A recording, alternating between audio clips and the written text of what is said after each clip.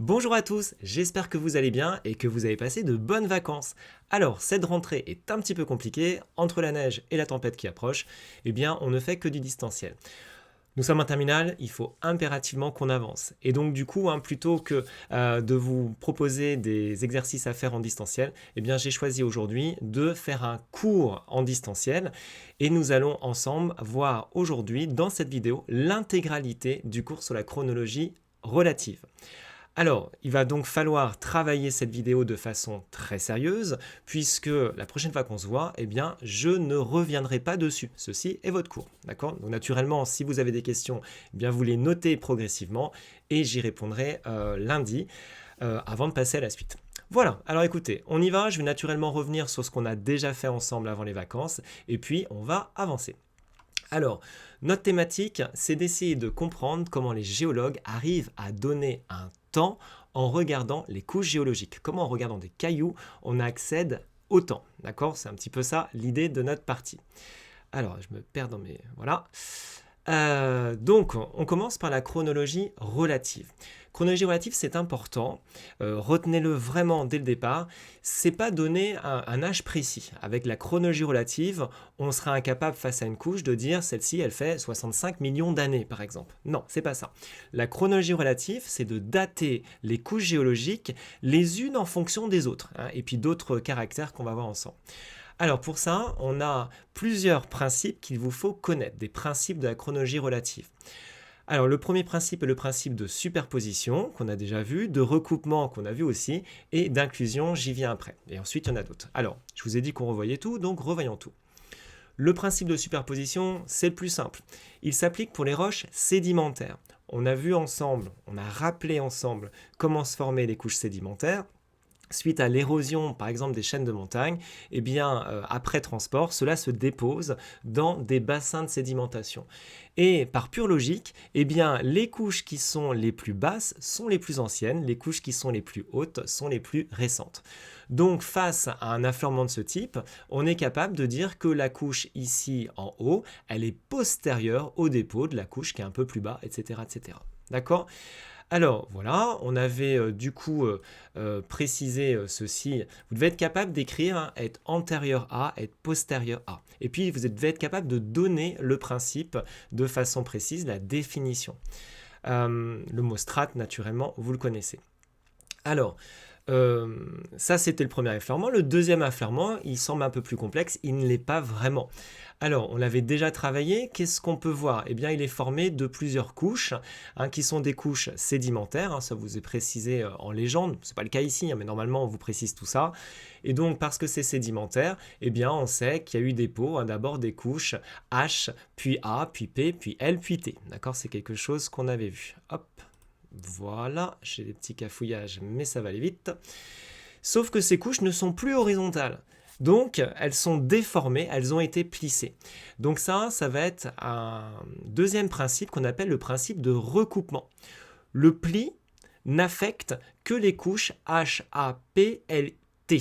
Il vient donc recouper ces couches. On en déduit donc par le principe de recoupement que le pli s'est formé postérieurement au dépôt de la couche T. D'accord? C'est quelque chose qui est relativement simple à comprendre. Donc, avant, c'était horizontal, et puis il y a eu une contrainte globale, hein. On ne vous demande pas d'expliquer cette contrainte, hein, mais c'est certainement une contrainte de compression, et du coup, la région s'est déformée. Ensuite, qu'est-ce qui s'est passé? Eh bien, vous voyez, il y a une ligne ici, hein, c'est ce qu'on va appeler une discordance. La discordance, c'est finalement, on a B qui repose sur des couches qui ne sont pas directement antérieures à B, d'accord? Si je prends, par exemple, cette zone-ci, vous avez A et B. Or, A est beaucoup plus ancienne que B. Et juste après A, il y avait P, il y avait L, il y avait T.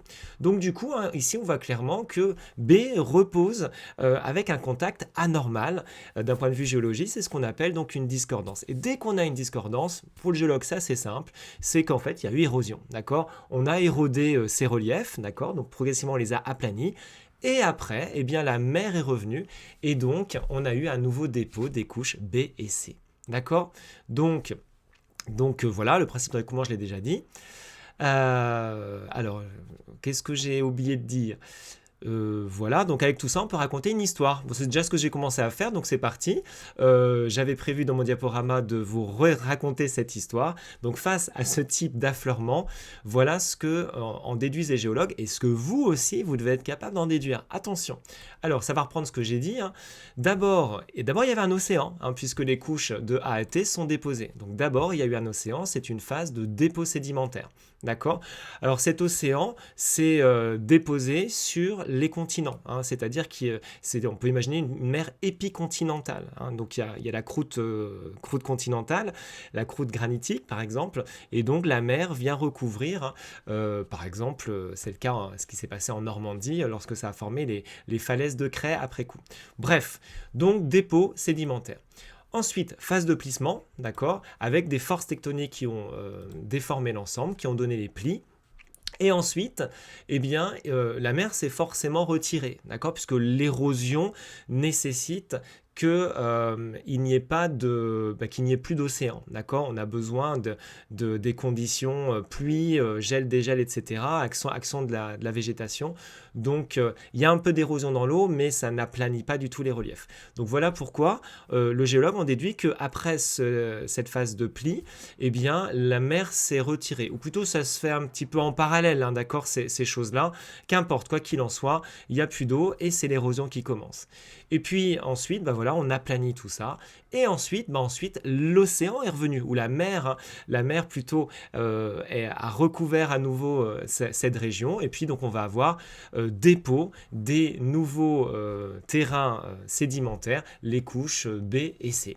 D'accord? Et puis après, la mer s'est retirée puisqu'on a accès à notre affleurement directement aujourd'hui. D'accord? Donc phase de régression marine. Alors il y a deux gros mots effectivement qui sont apparus. Lorsque la mer arrive dans une zone, on va parler de transgression marine. Et lorsqu'elle se retire de la zone, on parle de régression marine.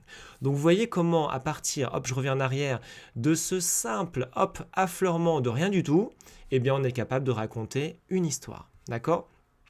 Alors pour l'instant, on n'a pas d'âge, je vous rappelle, en millions d'années. Mais par contre, on a bien une histoire qui s'est déroulée.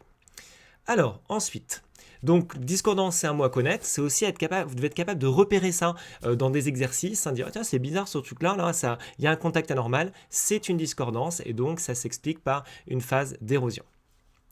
Hop, ensuite. Alors, excusez-moi. Je jongle de mon côté, donc c'est un peu compliqué, mais je vais y arriver. Donc le principe de recoupement, tout événement géologique qui en recoupe un autre, eh bien, lui est postérieur, d'accord, obligatoirement. Alors, d'autres exemples de recoupement géologique. Ici, quelque chose que vous devez avoir en tête, hein, on retrouve des roches sédimentaires, donc pas de souci, elles sont déposées en couches, ça vous avez l'habitude. Et par contre, on voit ici une faille. Eh bien, cette faille, elle traverse l'intégralité de ces couches, elle est donc, d'après le principe de recoupement, apparue après le dépôt de toutes ces couches. D'accord? Donc, d'après le principe de recoupement, la faille est postérieure au dépôt de toutes ces couches. Vous voyez, c'est pas hyper compliqué, hein. Voilà. Donc tout ça, hein, c'est ce que je viens de dire. Donc je vais vite, mais il n'y a pas de souci. Et là, on retrouve encore un magnifique pli, hein, donc cette fois dans une chaîne de montagnes. Donc si vous allez dans les Alpes par exemple, ou dans les Pyrénées, vous voyez ces plis. Et bien pour avoir ces plis, c'est un petit peu incroyable, mais c'est l'objectif de ce cours, c'est de vous rendre compte que les paysages évoluent. Parce que dans les Alpes, quand on regarde ce type de relief, c'est du calcaire. Et du coup, pour former ça, il a fallu former des strates horizontales, des pots de calcaire, donc il y avait un océan à l'endroit actuel des Alpes. Alors forcément, ce n'était pas les Alpes. Et puis, donc après dépôt de ces couches, tectonique de compression qui a déformé l'ensemble des couches d'après le principe de recoupement. D'accord? Vous voyez, hein, c'est assez intéressant de se rendre compte qu'en observant des roches, on raconte une histoire. Voilà, donc là, l'exercice que vous aviez à faire sur le Padlet vous a permis de réfléchir un petit peu tout ça. Je pense qu'il n'y a pas eu de souci, hein. Donc, d'après le principe de superposition, c'était 1, puis 2, puis 3. Et ensuite, c'est des filons qui viennent s'intercaler. Donc, il n'y a pas de souci. Dans une région quelque part dans le globe, il peut y avoir des dépôts de couches sédimentaires. Et puis, si vous avez du magma en dessous, il cherche à ressortir. D'accord? Et donc, d'après le principe de recoupement, alors qu'est-ce qu'on voit? Alors, j'arrive pas à lire lire. Je suis désolé, c'est trop flou. Mais en tout cas, ce qui est en rose vif ici, ça vient recouper le filon en rose pâle. Donc j'en déduis que ça, c'est apparu après le dépôt de filon en rose pâle. Et le filon en rose pâle ici vient recouper le filon en vert. Donc j'en déduis qu'il s'est mis en place postérieurement au filon en vert. Et le filon en vert, eh bien, il vient recouper l'ensemble des couches. Donc il s'est mis en place après le dépôt des couches. Donc si on ne dit pas de bêtises, c'est d'abord le dépôt des couches 1, 2, 3, puis ensuite on a le filon vert, puis le filon rose pâle et à la fin, le pluton rose foncé. Voilà, donc apprenez bien à rédiger ce type de questions. Le filon magmatique est recoupé par un autre filon, etc., etc. Je vous laisse lire ça naturellement. Alors, voilà, donc tout ça c'est vu. Alors, vous étiez invité, toujours dans le Padlet, à essayer de reconstituer une histoire. Et donc, l'histoire était ici, et vous deviez finalement avoir quelque chose qui ressemble à ça. Donc, je vous laisse confronter. Naturellement, l'allure du Pluton, c'est vous qui l'avez choisi. Mais normalement, vous avez obtenu quelque chose comme ça. Éventuellement, le Pluton, plutôt que de le mettre à droite, vous l'avez mis à gauche. Hein. Mais voilà ce que ça doit donner. Si c'est pas ça, relisez l'histoire et puis essayez de comprendre où est votre erreur. Alors, je continue. Ensuite, principe d'après, un nouveau principe qu'on n'avait pas vu avant les vacances, c'est le principe d'inclusion. Celui-là aussi, il n'est pas compliqué en réalité.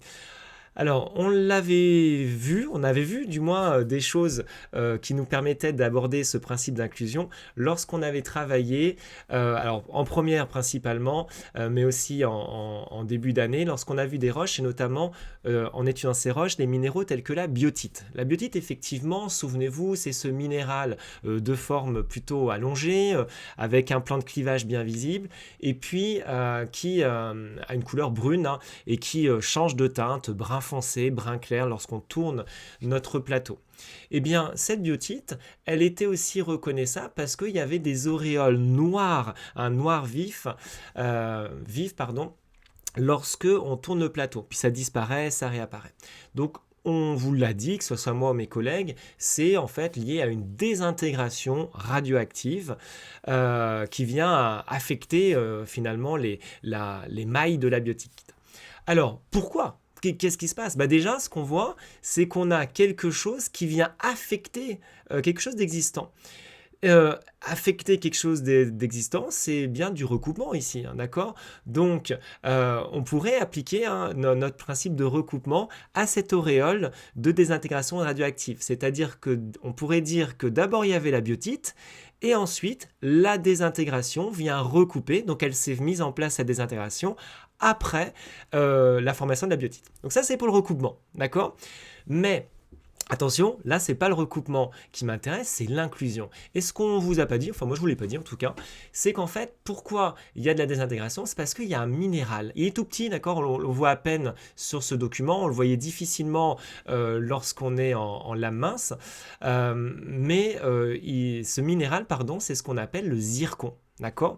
Et donc, oublions l'auréole de désintégration métamorphique, et puis regardons juste, on a ici un petit zircon, hop, dans la biotite. Là, j'en ai un autre qui est dans la biotite, j'en ai un autre dans la biotite à chaque fois. Dans la biotite. Eh bien, d'après le principe d'inclusion, ce qui est inclus est antérieur à ce qui vient l'entourer. D'accord ? Donc ça veut dire quoi ? Ça veut dire que mon zircon, il est plus vieux que ma biotite. Qu'est-ce que c'est que ce schmilblick ? Je vous rappelle que le granit est une roche magmatique, donc il faut imaginer un magma, et puis les cristaux les minéraux ne vont pas cristalliser en même temps. Donc on comprend ici que d'abord le zircon s'est formé, tac, tac, tac, tac, tac, et puis comme la température a diminué, autour, ça y est, notre biotite a pu se construire. Elle a grandi, elle est venue englober notre zircon qui était déjà formé. Donc voilà ce que c'est que notre principe d'inclusion. Vous voyez, c'est pas bien compliqué, j'ai encore fermé, voilà. Alors, ça s'applique au nid, donc il faut connaître ça, donc toute inclusion est plus ancienne que la structure qui l'entoure. Donc je vous ai donné ici un exemple au niveau des minéraux, vous reprendrez tout ça. mais ça marche aussi au niveau des roches. Alors cette roche, vous l'avez déjà vu, hein, c'est du basalte en noir, et en vert, c'est la péridotite, roche du manteau. Et donc on voit bien que la péridotite, elle est inclue dans le basalte. Alors là, on a l'impression que c'est 50-50. En réalité, dans les échantillons que vous avez déjà vus au lycée, on a un gros morceau de basalte, et puis il y a des petits morceaux de péridotite. Donc la péridotite est inclue dans le basalte. Ça veut dire quoi? Ça veut dire que la péridotite est plus vieille, elle était déjà formée par rapport au basalte qui s'est formé après coup. Et ce document nous l'explique très bien. On voit parfaitement une chambre magmatique, c'est-à-dire notre magma qui, en remontant et en solidifiant en surface, va donner le basalte. Mais qu'est-ce qui va se passer? On en a déjà parlé de tout ça. Hein.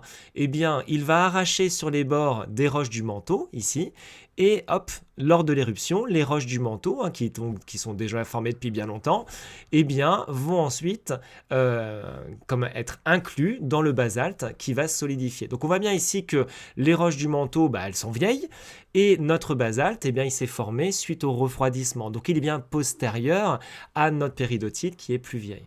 Donc vous voyez, hein, ce principe d'inclusion, il fonctionne très bien aussi, hein, dans les roches dans les roches de type magmatique. Voilà. Alors, ça marche dans les roches magmatiques, donc vous lirez tout ça, hein, et ça marche aussi dans les roches sédimentaires. Alors, qu'est-ce que c'est que cette roche? Elle est plutôt jolie. C'est des galets, hein, quand on voit ça, on voit cette forme arrondie, hein, voilà, arrondie, il y a plein de choses qui sont arrondies, ça fait penser aux galets.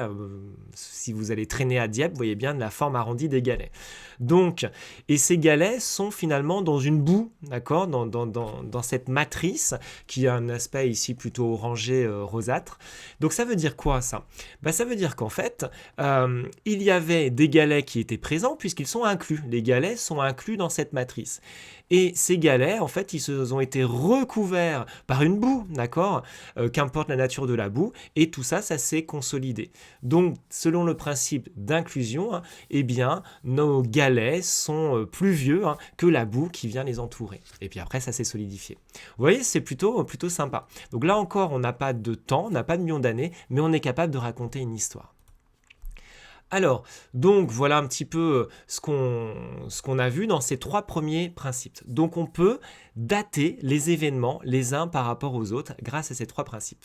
Alors, je pense que c'est bon jusque-là. Naturellement, moi je continue. N'hésitez pas à faire pause, à bien revoir, de façon à tout comprendre. Je passe au principe suivant. Alors pourquoi le principe suivant est intéressant? Parce qu'en fait, lorsqu'on veut faire le principe de superposition ou de recoupement, il faut des beaux affleurements. D'accord? Exemple, c'est pour ça que je l'ai mis en image de fond, eh bien notre falaise ici à Honfleur. Mais ça marche pareil pour Dieppe. Donc ça, c'est des beaux enfleurements. Et puis, si là-dedans, il y avait des failles ou des filons de magma, effectivement, on les verrait bien. Sauf que, à l'échelle de notre Terre, les affleurements sont super rares. D'accord? Donc, c'est très difficile d'avoir accès à de beaux affleurements. Et puis, il y a une autre chose qu'il faut voir. C'est que dans un même temps donné, eh bien, à un endroit, je peux avoir des dépôts d'une couche sédimentaire. Et à un autre endroit, je peux avoir un autre type de dépôt. Alors que finalement, on n'est qu'à quelques centaines de mètres ou dizaines de kilomètres ou centaines de kilomètres. Bref, on n'est pas très loin. D'accord ? Donc du coup, on a l'impression que ces 2 couches n'ont pas le même âge, alors qu'en fait, elles ont le même âge. D'accord ? Donc, c'est un paradoxe qu'il va falloir impérativement résoudre. Donc, comment est-il possible de savoir que des roches, elles ont bien le même âge, alors que elles sont pas au même endroit, et puis parfois, elles n'ont pas la même tête, c'est-à-dire pas la même composition. Alors pour ça, eh bien, on a un 4e principe qui s'appelle le principe de continuité géologique. C'était les questions 10 et 11 que vous avez traitées. Alors, donc ça c'est le Padlet qui vous invitait à faire la réflexion. Donc je pense que vous avez passé du temps, je l'espère en tout cas, à travailler sur ces 2 zones. Alors c'était quoi? Eh bien, alors, on va répondre à ces 2 questions à travers le diaporama juste après. Hop. Donc le principe de continuité déjà, qu'est-ce que c'est? C'est qu'une même couche géologique, elle a le même âge en tout point. D'accord? Donc ça, c'est presque évident. Lorsque vous avez des dépôts sédimentaires qui se font à un endroit, bah, c'est la même origine, hein. C'est-à-dire, il faut imaginer les rivières viennent déposer les sédiments et puis bah, tout ça, ça va se disperser un petit peu dans l'eau, puis ça se dépose et ça peut finalement couvrir plusieurs kilomètres carrés. D'accord? Donc à la fin, sur plusieurs kilomètres carrés, dizaines de kilomètres carrés, voire plus, une même couche, bah, elle a le même âge. D'accord? Ça semble évident. Il ne faut pas chercher à compliquer les choses, surtout pas. Alors, du coup, maintenant, qu'est-ce qui se passe quand on est géologue? Dans cet exercice, eh bien, vous aviez deux endroits. Donc on était dans le Jura, à deux endroits différents, séparés de plusieurs centaines de kilomètres. Et les géologues ont fait finalement ce qu'on appelle une carotte. Alors c'est pas le nom exact, ça s'appelle un log géologique. Un log géologique. Donc une coupe, hein, d'accord? Donc dans l'endroit numéro 1, voici à quoi ressemblait le log géologique. Et puis l'endroit numéro 2, hein, voici à quoi ressemblait le log géologique. D'accord? Alors, lorsqu'on regardait un petit peu, bah, on voyait finalement que y avait des termes qui se ressemblaient et d'autres qui ne se ressemblaient pas. Plus dit différemment, le nom des couches était un petit peu différent entre le lieu 1 et le lieu 2. Donc on pouvait se perdre, d'accord? Sauf que, on vous disait, bah écoutez, les couches numéro 2 et les couches numéro 3, elles ont le même âge et il fallait le prouver. Alors, j'espère que je vais réussir à lire, c'est pas gagné. Donc, déjà je me perds sur ma flèche. Voilà, ça y est. Donc ici, la couche numéro 2, c'est les zoolithes de Blois. D'accord? Au premier endroit. Et au point numéro 2, alors là, je n'arrive pas à le lire, mais vous l'avez lu, c'est pas la même couche. D'accord? C'est même pas la même composition. Donc, a priori, on peut se dire, mais pourquoi elles auraient le même âge? Et puis la couche numéro 3, eh bien, c'est les calcaires à zoophycos. Et ici, bah, c'est du fer de je sais pas trop quoi, mais en tout cas, c'est pas la même couche. Donc vous voyez, là, c'est pas évident de se dire qu'elles ont le même âge. Sauf que vous connaissez les principes de chronologie relative. Et du coup, en utilisant les principes de chronologie relative, qu'est-ce qu'on voit? Eh bien, on voit que, ok, les couches 2 et 3, elles n'ont pas le même nom dans les deux côtés, c'est même pas la même composition, mais par contre, elles sont toutes les deux, elles reposent, toutes les deux sur les marnes micacées de l'Éocène. D'accord? C'est-à-dire que cette couche, c'est exactement la même dans les deux endroits. Marnes micacées. Ah, et bien à partir de là, on y va. Principe de chronologie relative, principe de superposition. La couche numéro 2, que ça soit celle-ci ou que ça soit celle-là, elle est postérieure au dépôt des marnes micacées de l'Éocène. Dans les deux cas. Donc là déjà, on comprend que bah oui, la couche numéro 2, même si c'est pas la même nature, eh bien elles ont le même âge. À gauche et à droite. Alors, maintenant que vous avez compris ça, naturellement, bah, vous avez compris la suite. Comment je fais pour la couche numéro 3? Eh bien, cette fois, on ne va pas regarder la couche du dessous, mais la couche du dessus. En effet, ces couches numéro 3 à gauche et à droite, bah, elles ne sont pas de la même composition, mais par contre, juste au-dessus, on a les calcaires de Contiège. Et ces calcaires de Contiège, d'après le principe de superposition, se sont déposés après les dépôts des couches numéro 3. Donc les calcaires de Contiège sont postérieurs aux couches numéro 3, et donc voilà, par pure logique, nos couches numéro 3 à gauche et à droite, hein, dans ces endroits qui sont séparés de plusieurs dizaines de kilomètres, ou centaines, je ne sais plus, eh bien, elles ont le même âge. D'accord? Vous voyez, hein, donc on peut s'amuser à faire plein de choses lorsqu'on fait de la chronologie relative. On est bien capable de donner un âge relatif à tout ce qu'on voit. D'accord? Alors bon, tout ça, c'est ce que je viens de dire et naturellement, vous le relirez. Alors, la suite, c'était un travail qui est intéressant sur différents types de roches. Donc là, je vous invite vraiment à prendre le temps de le faire, pas forcément tout de suite, mais à découvrir différents types de roches. Et en fait, l'idée, c'était de vous montrer à travers les petites vidéos qui vous sont suggérées, vous allez les voir et essayer de comprendre un petit peu comment on peut appliquer les principes, donc soit d'inclusion pour la roche A, donc ça, finalement, on l'a déjà vu, celle-ci en réalité, Le principe de recoupement, c'est l'orthognesse, et puis le principe d'inclusion pour Métagabron. Bon, passez pas trop de temps là-dessus, mais c'est vraiment intéressant. Je vous rappelle que ça peut être un exercice de raisonnement avec tout ce qu'on vient de voir. Donc plus vous allez vous entraîner, mieux ça serait. Mieux ça sera. Je continue. Hop, Alors, forcément, si je ferme tout, c'est compliqué. Alors, bilan de nos 4 premiers principes. Les relations géométriques, que ça soit des superpositions, des recoupements, des inclusions, ça permet de reconstituer une chronologie, une histoire chronologique des différentes structures, même si elles n'ont pas les mêmes compositions chimiques, et puis en fait à différentes échelles. Vous avez vu, on est parti du minéral avec notre triangle de zircon, et puis on a été jusqu'à l'affleurement. Donc voilà, ça c'est ce qu'on a compris, à bien apprendre. Je vous rappelle, ça peut être une question de synthèse, donc vraiment soyez sérieux et apprenez ça correctement. Ne vous dites pas « Oh c'est bon, j'ai compris, je ne m'embête pas à vraiment apprendre les définitions, les bilans, sinon vous allez être piégé dans une question de synthèse. » Je compte sur vous. On continue. Alors, hop hop hop. Alors, je me perds de mon côté. Il reste un dernier principe lié à la chronologie relative. Qu'est-ce que j'ai fait? Alors, attendez, je me perds de mon côté. Voilà, je ne veux pas faire de montage. On prend mes petites erreurs en direct. Voilà, alors qu'est-ce que c'est que le principe d'identité paléontologique? Eh bien, voilà, cette idée, c'est d'avoir en tête que les fossiles existent. Les fossiles, c'est quoi? C'est des êtres vivants qui ont vécu dans le passé, qui n'existent plus aujourd'hui, mais qui ont eu la bonne idée d'être conservés dans les couches géologiques et notamment dans les couches sédimentaires, bien entendu. Si vous avez un fossile, un être vivant qui est tombé dans du magma, on se doute bien qu'on ne trouve pas vraiment de traces fossiles dans une mort pareille. Mais par contre, voilà, dès qu'on s'intéresse aux roches sédimentaires, là, on va pouvoir trouver des fossiles. Et là, les fossiles vont être super intéressants, super importants pour les géologues pour pouvoir dater de façon chronologique les différentes couches sédimentaires. Alors, maintenant, la question est la suivante. Est-ce que tous les fossiles vont être des bons fossiles, des bons marqueurs de temps, d'accord? En gros, ce qu'il faut comprendre, est-ce que si j'ai un fossile, eh bien, il va m'aider à dater facilement plein de couches sur la planète? Eh bien, la réponse va être non, d'accord? La réponse va être non, et on va comprendre pourquoi.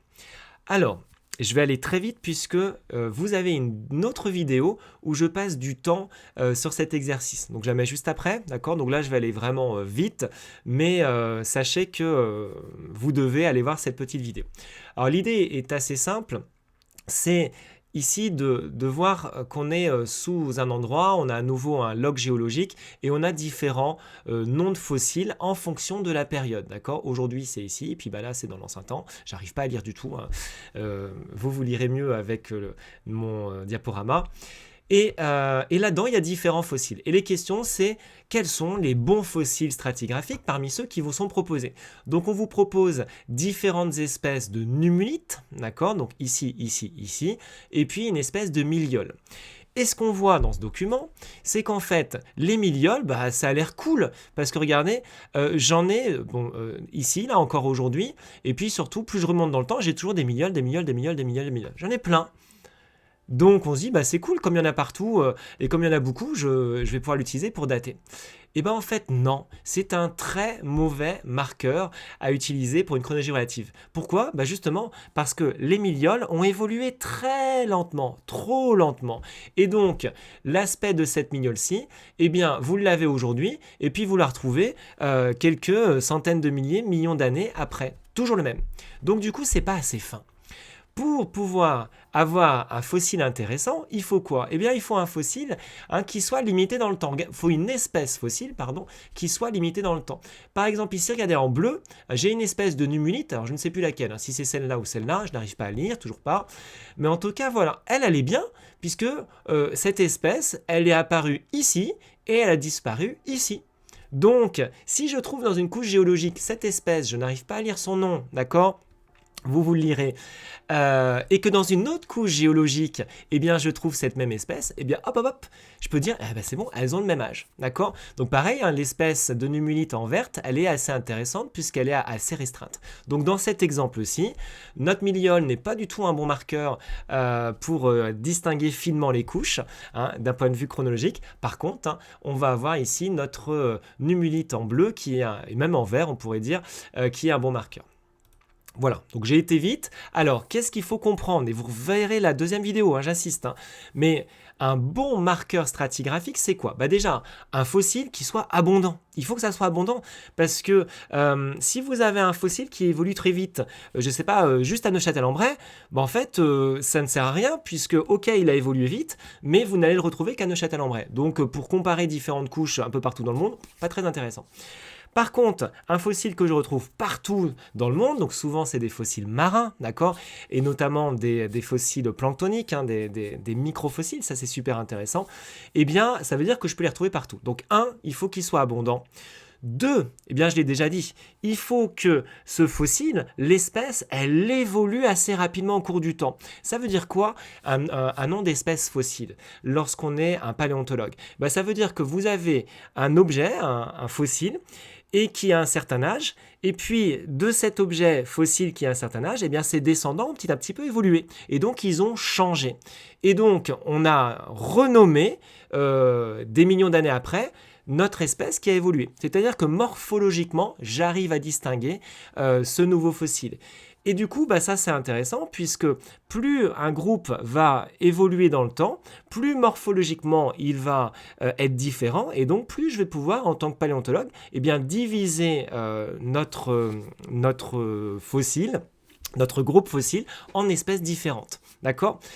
Donc voilà, donc une répartition géographique qui doit être large, des fossiles nombreux et puis des fossiles qui évoluent, dont les espèces évoluent vite au cours du temps.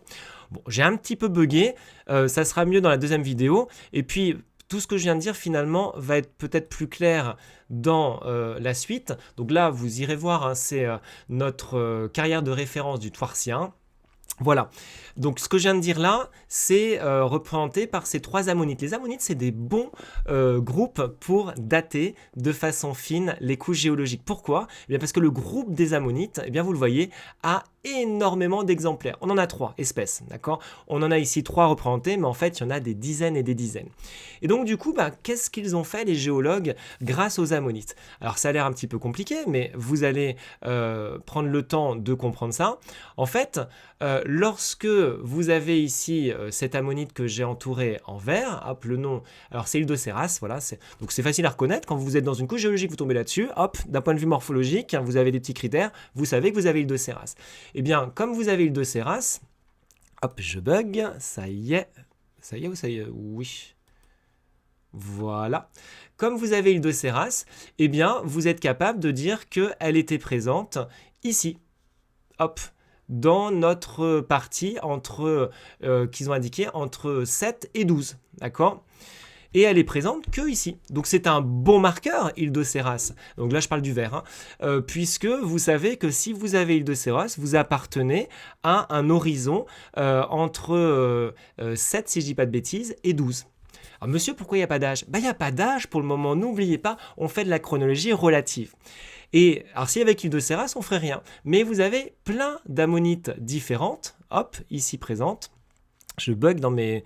Voilà, vous avez plein d'ammonites, il y en a plein d'autres. Et donc du coup, à partir de toutes ces ammonites, eh bien, les géologues ont pu faire des subdivisions.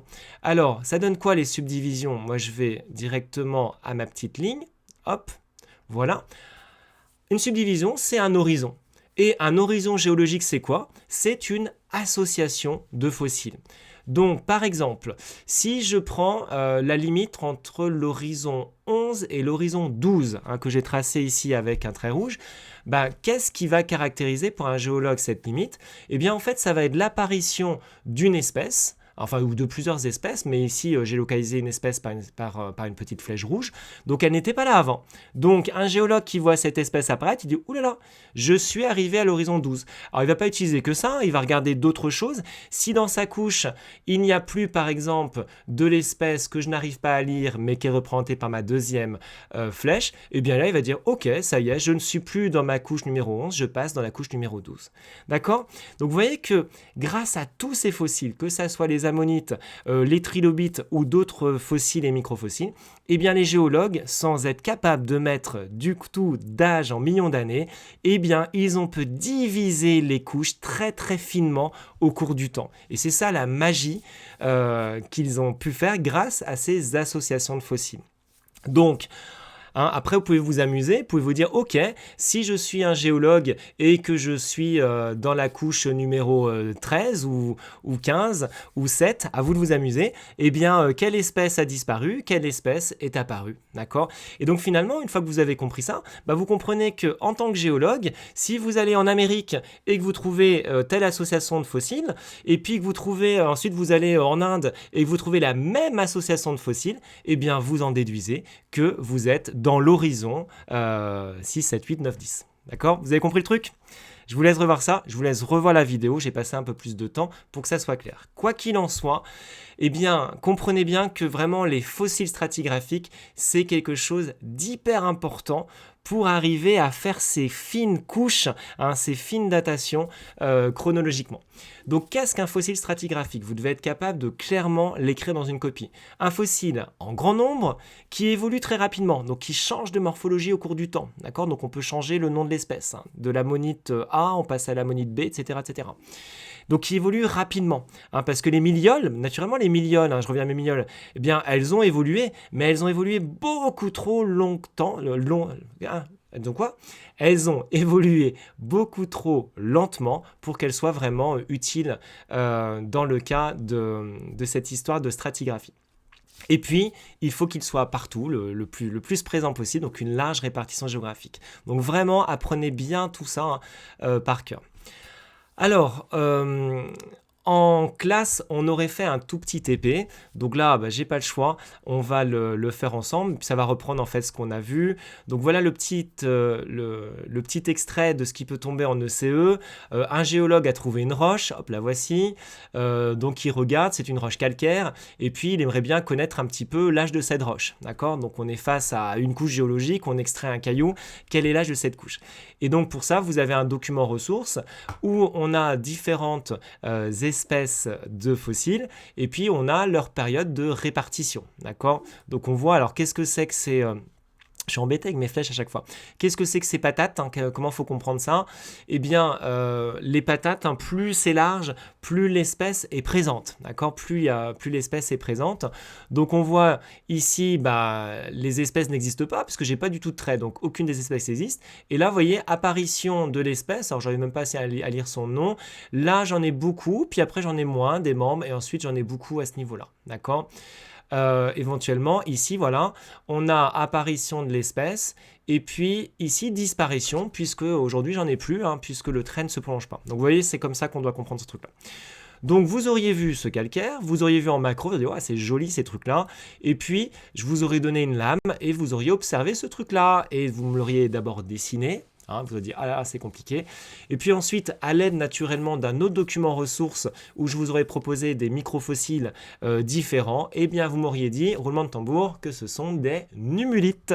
Et donc, grâce à ça, grâce à ce fossile stratigraphique, vous m'auriez dit, eh bien, ce caillou, il est d'un âge cénozoïque. Alors, c'est assez large, c'est entre moins 65 millions d'années aujourd'hui, mais en tout cas, vous voyez comment on peut utiliser ce type de fossile. Voilà.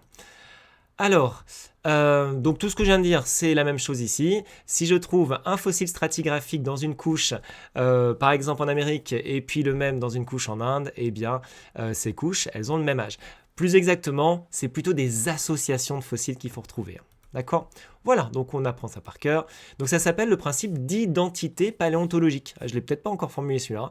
Donc tout ce qu'on a vu, c'est le principe d'identité paléontologique. Alors, un exercice sur lequel vous allez passer du temps pour comprendre tout ça. Donc, on va retrouver exactement la même logique. On a deux endroits différents. On est ici donc à Lyme Regis et Robbins Woods. Et il va falloir dater les différentes couches de ces gisements, de ces affleurements qui ne sont pas à côté. Donc on vous explique ce que c'est qu'un ichthyosaure, un petit dinosaure, et on vous explique ce que sont les ammonites.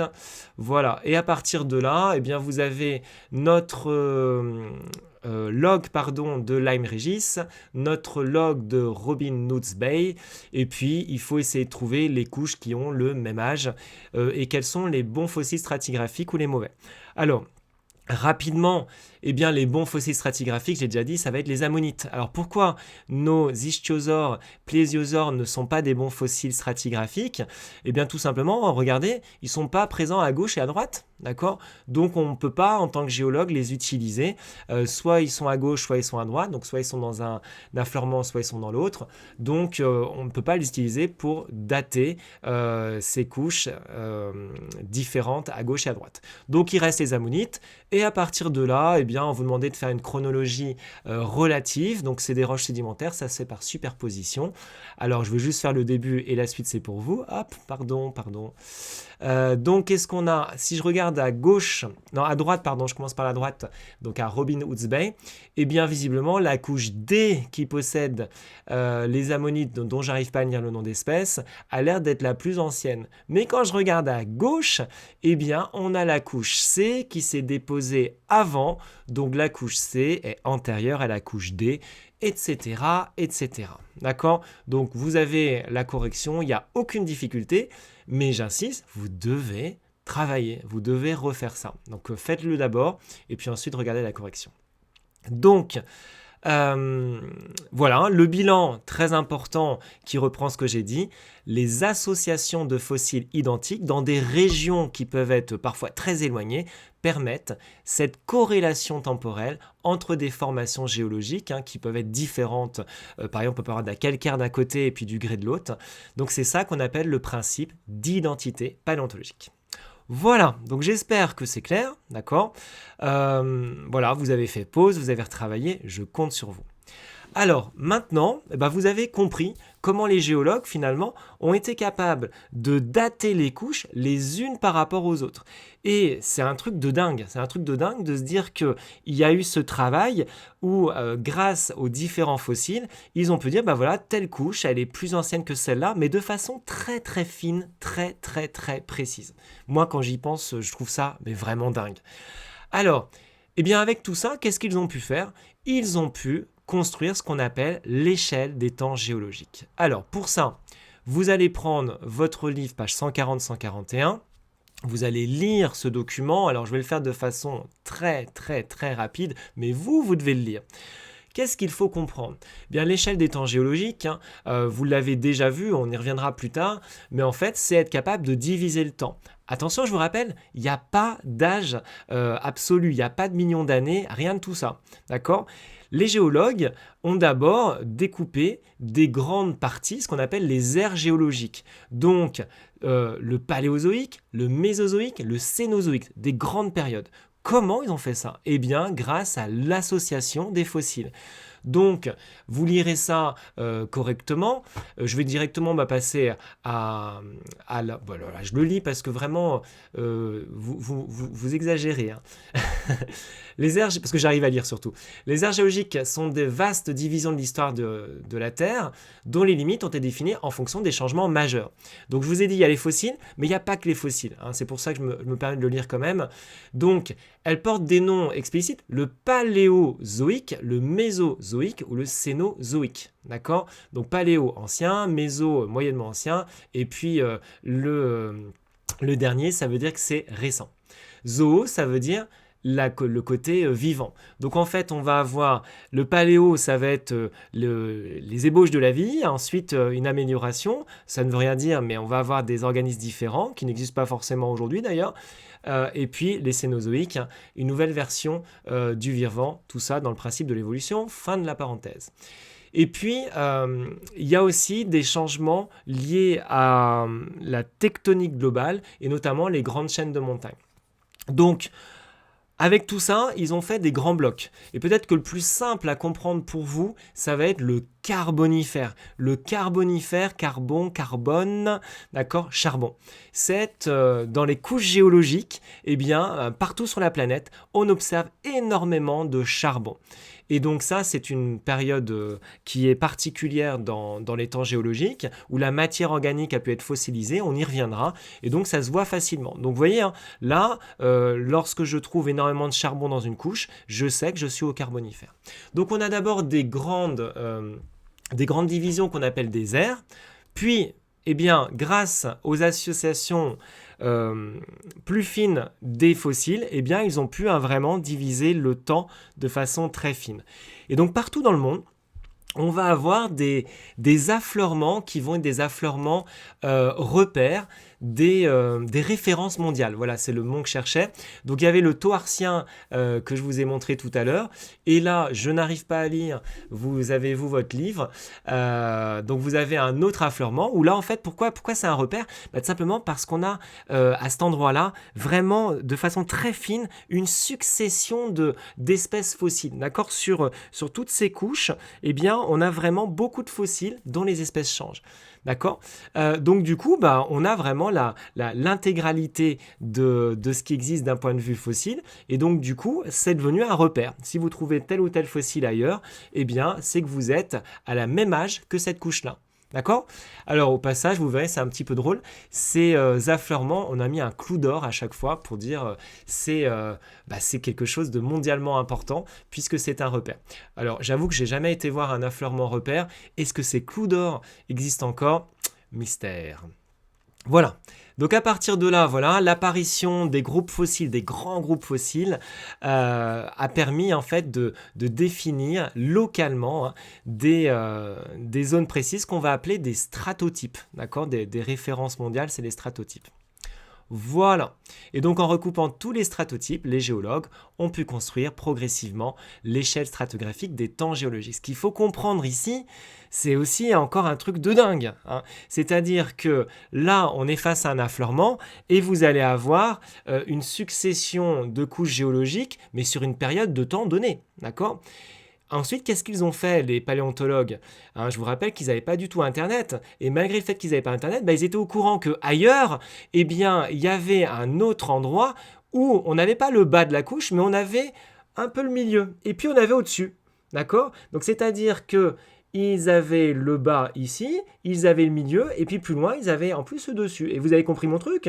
Plus loin sur le globe, il n'y avait pas la totalité de ces couches, il n'y avait pas le bas, mais il y avait le haut. Et donc un peu plus loin, ailleurs dans le monde, hop, ils ont trouvé, je n'ai plus à cette place, mais vous l'avez compris, ils ont compris une référence. Et donc ainsi, ils ont pu constituer ce qu'on appelle cette échelle des temps géologiques, cette échelle stratigraphique des temps géologiques. C'est un truc de dingue. Voilà, j'espère que vous l'aurez bien compris. Donc voilà à quoi ça ressemble, cette échelle des temps géologiques qu'il vous faut vraiment bien avoir en tête.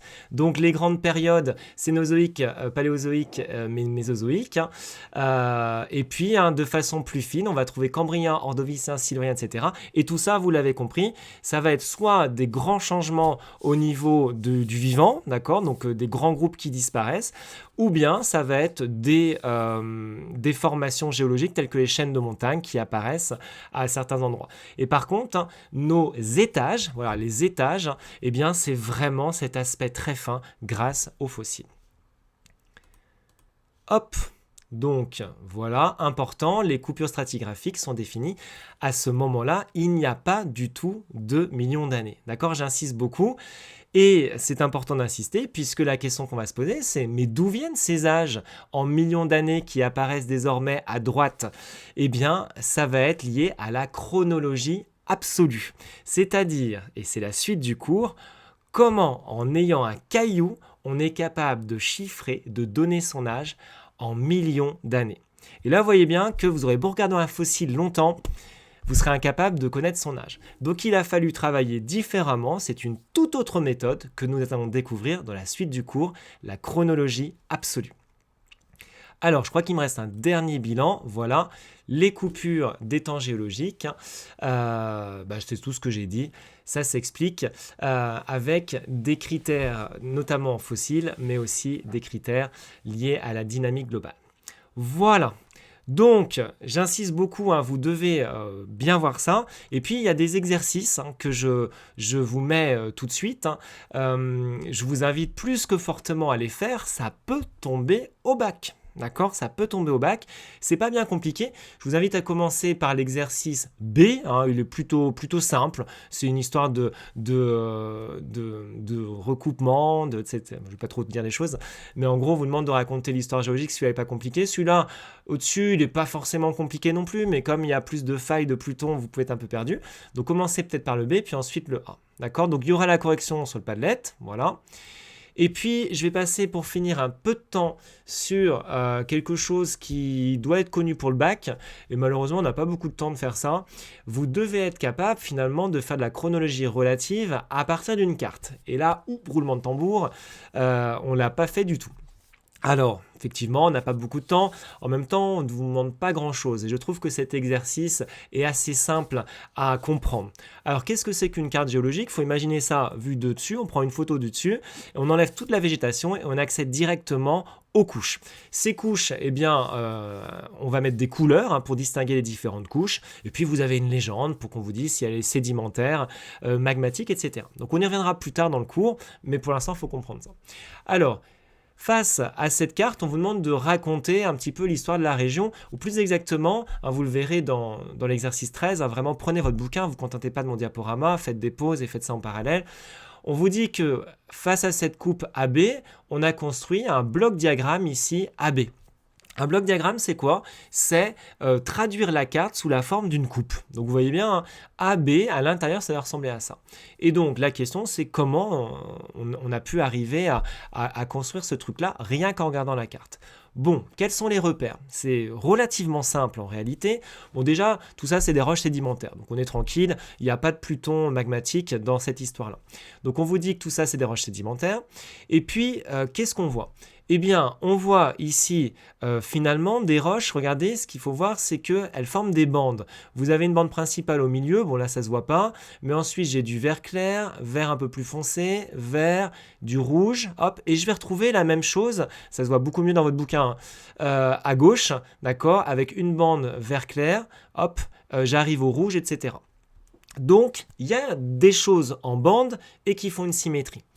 Et bien à partir de là, quand vous voyez des choses en bande avec une certaine symétrie, une relative symétrie, eh bien vous pouvez vous dire c'est des roches sédimentaires qui se sont déposées horizontalement et qui ont été plissées. D'accord?